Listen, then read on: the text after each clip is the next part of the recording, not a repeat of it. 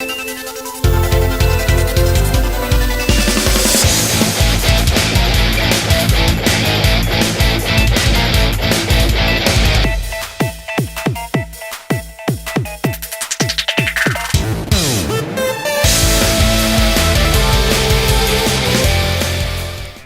guys, AK-47 Master here, and on this episode of Phoenix Wright Ace Attorney, we are going to be calling the bellboy as a witness, as we pretty much got all the information we can out of Miss May. The defense would like to call the hotel bellboy as a witness. There's something suspicious there, and I'm going to get to the bottom of it.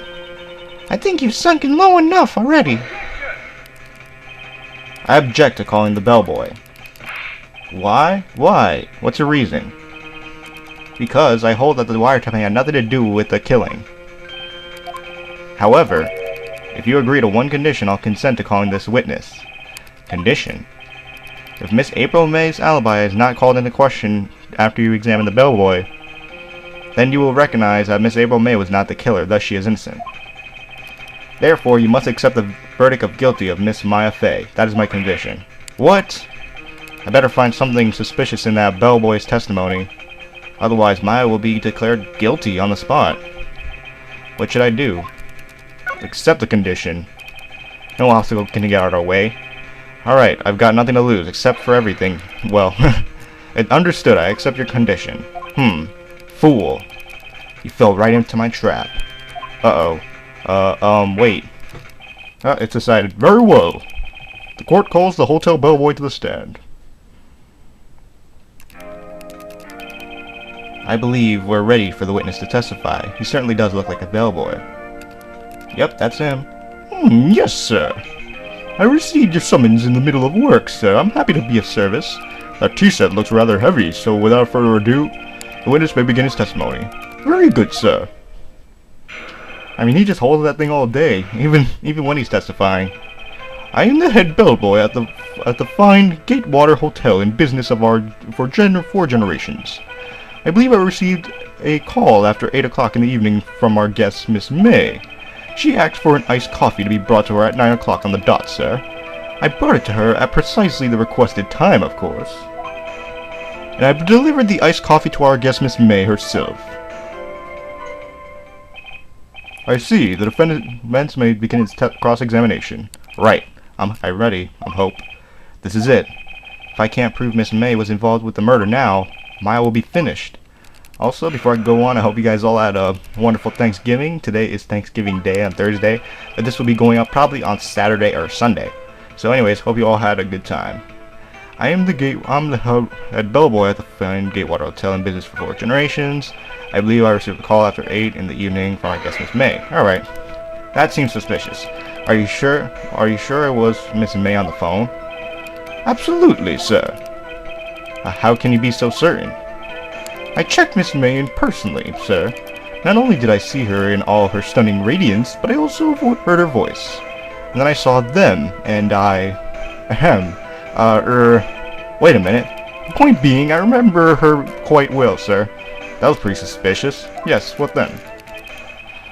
She asked for a nice coffee to be brought to her at 9 o'clock on the dot, sir. Alright, I'm gonna stop with that stupid voice. 9 o'clock on the dot, you say? Yes, I confirmed that detail several times. She was watching a program on the TV and wished to drink after she finished. 9 o'clock, the time of the murder? This can't be just a coincidence. I brought it to her at precisely the requested time, of course. Precisely 9 o'clock then? Precisely, exactly, and most definitely, sir, 9 o'clock. How can you be so sure? Miss May was quite insistent that it be brought then. Oh, bellboy, tee! I'd like iced coffee at exactly 9 o'clock. Something like that, sir. Therefore, I knocked on her door at the crack of 9, sir. Why would she be so particular about the time? Well, of course, it's the time of murder. I delivered the iced coffee to our guest, Miss May herself. Herself, you say? Are you certain it was Miss April May herself? Absolutely, sir. Absolutely? Yes, sir. As in, so very absolutely, sir. It's an endearing mannerism of mine. How come you're so certain? Well, when I brought the room service, sir, she, the guest, sir, favored me with an embracer, sir. Embracer? Is that French for embrace? It's French for kiss, sir, but not a French kiss, sir. No more of a peck on the cheek. Well, why would she have done that? I believe perhaps she was momentarily swayed by my prim demeanor, sir. It was a moment I shall never ever forget, sir. Sounds pretty fishy to me. I think our Miss May was up to something and wanted the bellboy to remember her. It's no good. There's nothing there. Is that it? Tisk tisk. Finally, you understand. This bellboy has absolutely no reason to lie. Now, if you have any decency, you will end this rather tedious cross-examination here. It was a bit tedious. The witness may leave the stand. I can't let this happen. Can I? Protest. Well, wait. Please wait. Yes? Does the defense have something to add? One last question. Let me ask one last question. Your Honor, I must object. This charade of justice has gone on long enough. No, Mr. Edgeworth. Alright, Mr. Wright. I'll give you one more question, that's all. Okay, this is it. This is really it now. This is my last chance. What do I ask him about? Check-in, room service, bed making. The room service. Of course, that was brought up a couple of times. Tell me again about the room service. Again, sir? At exactly 9 o'clock I delivered room service to Miss May in room 303. The guest had requested iced coffee. $18 was the charge, as I recall. I see. $18? Doesn't that seem a bit expensive? Yes, well, iced coffee for two, you know, and we don't skimp on the ice, sir. Iced coffee for two? So she wasn't the only one in the hotel. What did he say? What did you say? Rather quite... Bellboy, tell us the truth now. Was someone else staying in Miss May's room? He just said iced coffee for two. I object. That was an objectionable. Objection overruled. The witness will answer the question. Yes, I see. Why did you not mention this in your testimony? Well, sir, you did an X. Nice try. That's the sort of thing you're normally supposed to mention. Yes, quite indeed. It was the, good banister there, Mr. Edgeworth.